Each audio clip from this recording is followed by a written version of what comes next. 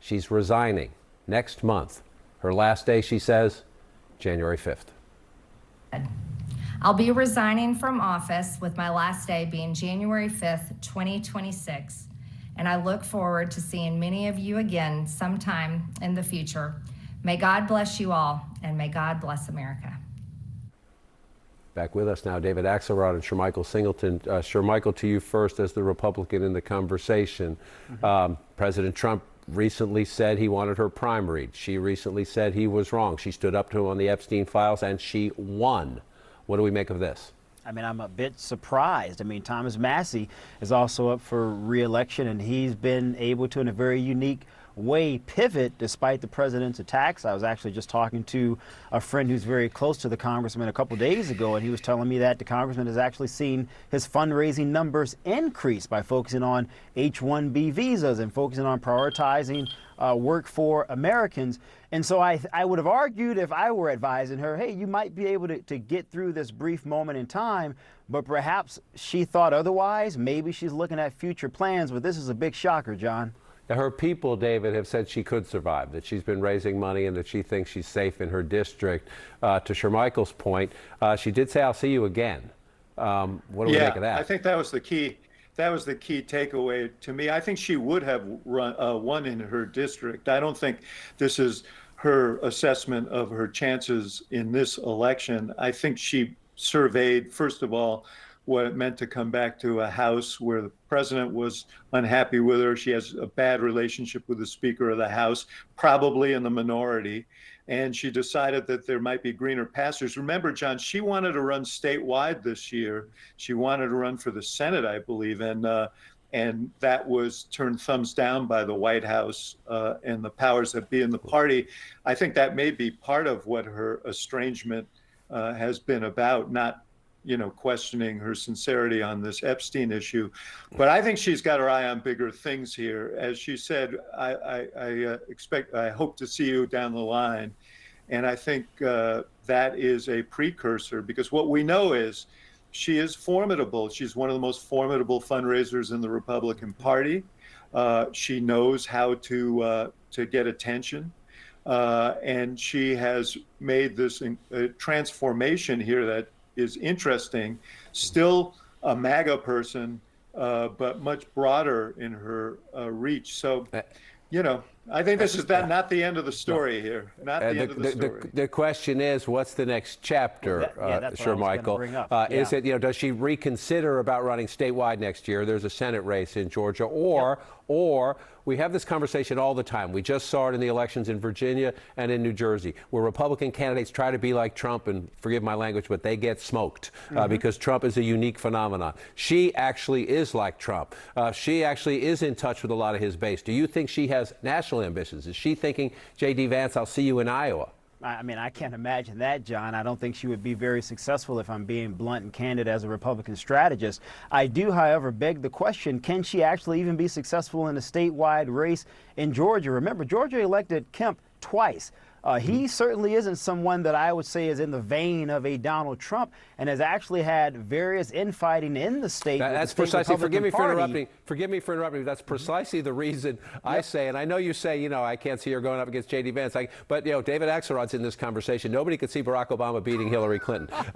Donald Trump is president of the United States for a second time. Nobody could see him winning the Republican nomination or the White House the first time. And a lot of people said he could never win the White House again after January 6th. That is why I say we live in the age of improbable success stories. Yeah, but John, I don't think she's a Barack Obama or even a Donald Trump.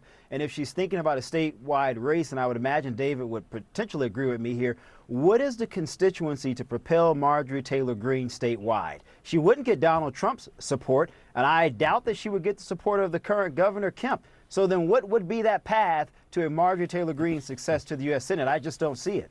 David, hang on with your thought. I just want to bring into the conversation. Hang on, David, just one second. I want to bring in to our conversation with some new reporting our senior White House correspondent, Kristen Holmes. Again, Kristen, this is very dramatic, coming at the end of a week where Donald Trump and Marjorie Taylor Greene, once very close allies, have had a very public and very nasty breakup. Your skincare routine just got smarter. This little tool from QVC has been my new skin glow secret. The Popsonic Clover Cleansing Tool gives a deep, gentle cleanse without stripping my skin. Super soft, waterproof. Yeah, and one of the most remarkable things about this is I have talked to a number of people who are close to Marjorie Taylor Greene who described the last several days as painful for her. I mean, you got to remember, there are a number of different kinds of Trump supporters in Washington. There are the supporters of convenience, and there are the true believers. And I do tend to think that overall, the true believers are fewer and farther between. And she was a true believer when it came to Donald Trump. And I think that part of her never thought it would get this bad with the president. And even when she was speaking out against him, I don't think she thought that he would personally attack her. And of course, as we know with President Trump, almost always loyalty is a one-way street. And she learned this the very hard way as a true believer who then essentially got excoriated by him online. And I will tell you, I was talking to people who were close to her who were telling me that she was getting threats nonstop. I know she posted about this. And then you had President Trump, even with that, saying that she was playing herself or portraying herself as a victim.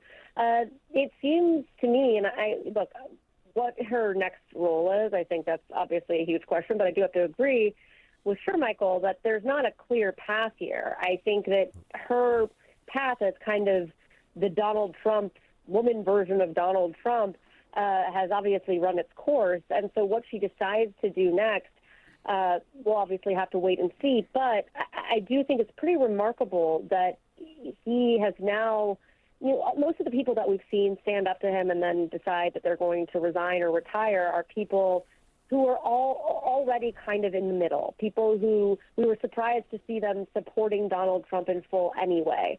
That is just not the case with Marjorie Taylor Greene. And so this is one of the first cases of somebody who was full on supported the president, and then he turned on her, and now she's leaving office. And so, Kristen Holmes, thank you so much. David Axelrod, I want to bring you back into the conversation to follow up on those excellent points Kristen just made. Number one, she's someone who sparred with Trump who is stepping aside. But number two, she's somebody who I know a lot of people out there watching this conversation disagree vehemently with her politics. However, she has a skill set. She is a communicator. She is a fundraiser.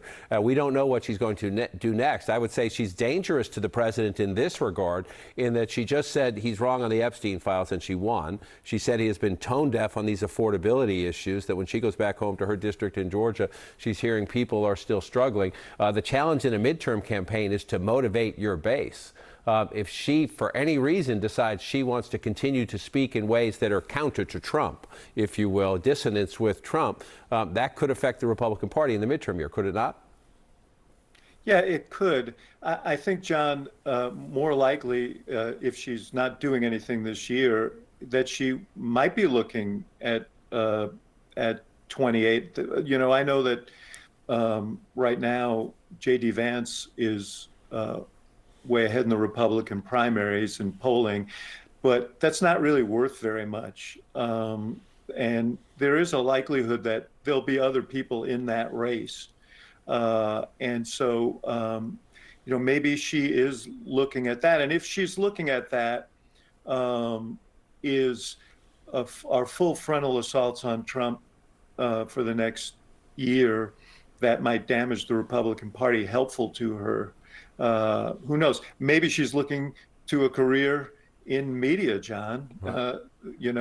Anything is possible here, but I think she's proven herself. And look, I'm deeply critical of many things that she's said and done, but you have to acknowledge that she has made herself a formidable character in our public life, and it seems unlikely that she's going to just fade away.